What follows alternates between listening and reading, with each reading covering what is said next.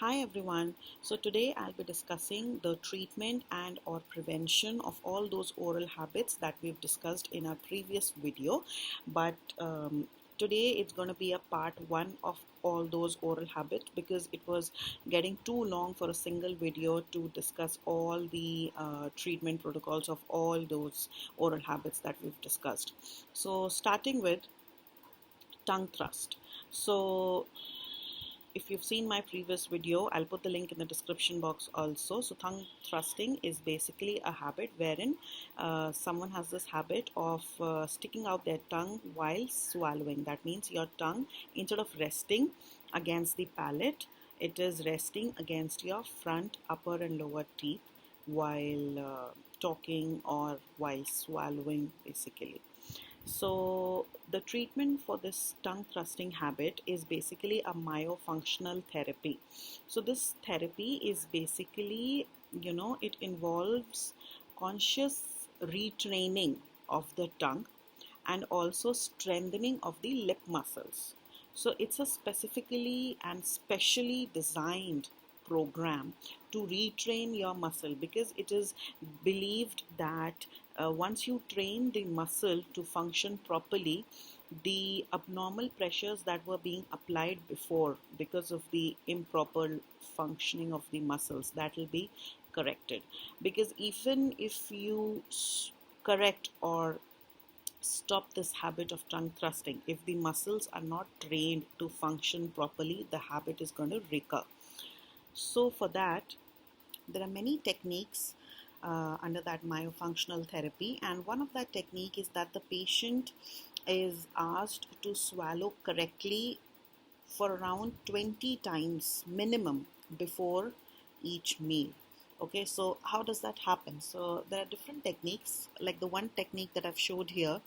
In this technique, what happens is the child is instructed to hold, any kind of candy or mint against the roof of the mouth, as you can see behind the incisive papilla, which I've even shown in the picture. So anything of that sort, it can be a chewing gum, it can be a mint candy, anything that's able to stick at the palate behind the incisive papilla. And then the child is asked to put the tongue tip there, because that's the actual original position, resting position I should say, of the tongue. And then once the child does that, once the child puts the tongue at that place, after some time you will see that the child starts to gather up saliva in his or her mouth. And once the saliva is gathered in the oral cavity, it is a tendency for the body to obviously gulp it down, right? So then when the saliva gathers, the child is asked to now swallow that saliva, but keeping in mind that while swallowing, the tongue is exactly at that same position that's shown, that is, it is still sticking to the roof of the mouth or behind the incisive papilla, and also the lower back teeth, that means the molars, upper and lower molars, are in contact. So that's the proper way of swallowing.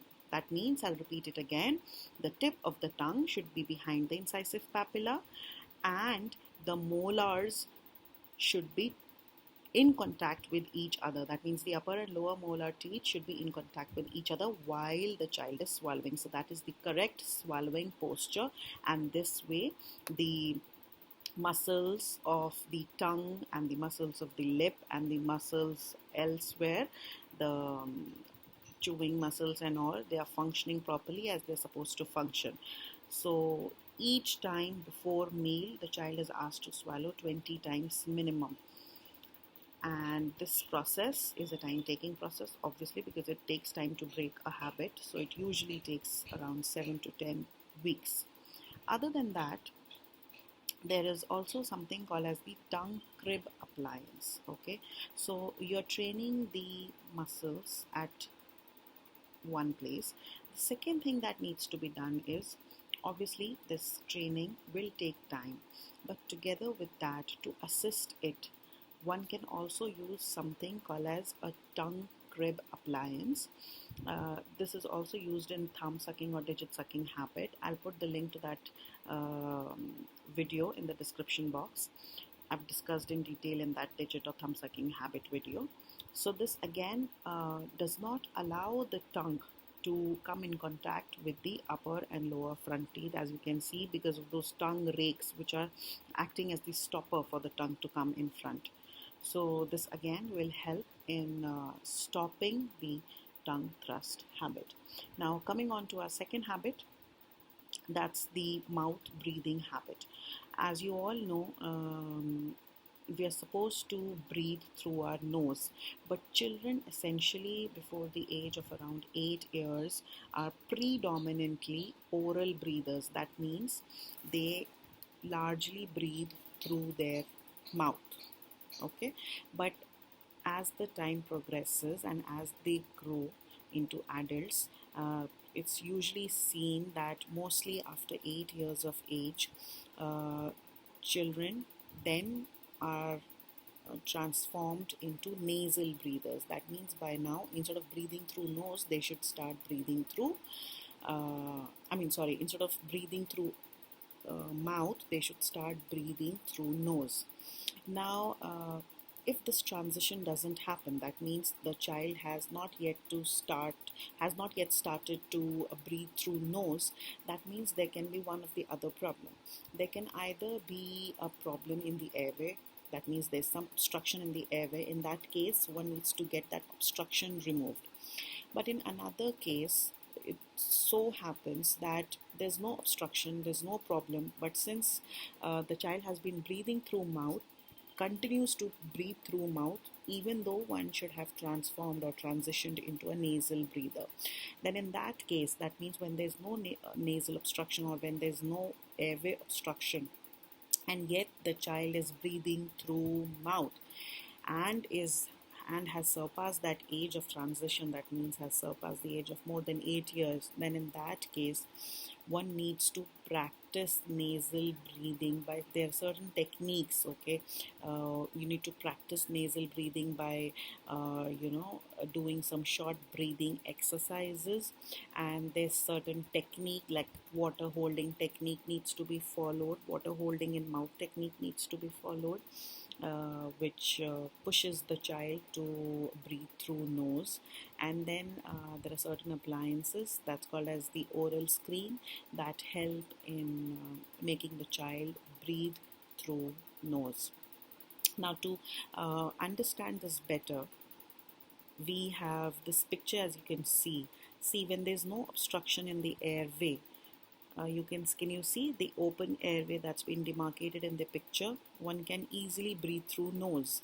But when there's an obstruction in the airway, you can see that obviously it's difficult to breathe, and in that case it's anyways difficult to breathe through mouth also. So that same point that I was discussing, so if there's any kind of obstruction, one needs to get that cleared. You need to visit your ENT specialist and see what the problem is, and if there's obstruction, then your doctor will let you know, and then get that cured first. But in the other scenario wherein there is no airway obstruction and the child is a habitual oral breather or breathes through nose, then in that case you need to make your child hold water in mouth for as long as possible. That means for as long as the child can possibly do it. And so what happens is when the child is when the child is holding water in mouth, the child is forced to breathe through nose, obviously, because now he has his mouth closed with water inside. So that needs to be done and practiced as oftenly as possible till the child actually switches onto the nasal breathing habit. And the second is the child needs to be practiced short breathing exercises through nose, right? And then as and when the child gets used to it, you can increase the frequency and even the duration of making the child practice nasal breathing. That means we need to make the child inhale through nose and then exhale through mouth, right? Or silent exhale through the nose itself. Other than this, we also have something called as the oral screens. So this will assist the child in breathing through nose, because obviously the child has to wear this appliance 24 hours And when you have the screen, that means it's blocking the air to pass through mouth, and then the child is switching on to breathing through nose. So this also assists in breaking this mouth breathing habit. Then we had discussed about the lip habits, those lip sucking habit, lip biting habit, lip itching habit, all those things. So yes, the first and the foremost reason behind all those lip habits was stress. So if you see that your child is stressed, you need to talk that out to your child. You need to discuss it with your child, be your child's support system, and find out ways how you can um, bust that stress that your child is going through. That's the first and the most important thing that needs to be done, because most of the lip habits are stress oriented. The second thing is, obviously, it's a palliative treatment, I should say, that the cracks and the bleeding points that have established on the lip because of the bad lip habit, that needs to be taken care of, obviously with the help of a lip balm or a lip moisturizer or the lip healing cream. And also, um, one can give oral screen in such cases, so that this will prevent the child from biting his or her lip if he or she is having that habit of lip biting, right? So that is also going to assist. So these were some of those habits that I had discussed. I've tried to discuss the prevention of those habits. Some are still remaining. I'll cover those habits in part 2. For then, take care. Bye. Thank you.